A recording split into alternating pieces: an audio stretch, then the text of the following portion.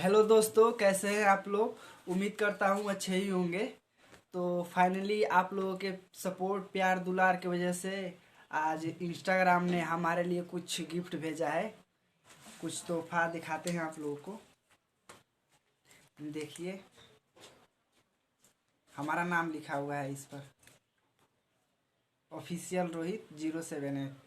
तो आप लोग इसी तरह मुझे प्यार दुलार अपना देते रहिए और ज़्यादा से ज़्यादा सपोर्ट कीजिए ताकि मैं जल्द से जल्द आगे बढ़ूँ। ठीक है। और आप लोगों ने अभी तक हमारे इंस्टाग्राम अकाउंट को अभी फॉलो नहीं किए हैं तो जा करके फॉलो कर लीजिए। यहाँ पर हमारा नाम लिखा हुआ है, ऑफिशियल रोहित 078। जा करके सर्च करिएगा, हमारा अकाउंट आ जाएगा। ये कुछ ज़्यादा नहीं, अभी ये बहुत कम है। आप लोगों को अभी बहुत ज़्यादा सपोर्ट करना है, इससे काम नहीं चलने वाला है।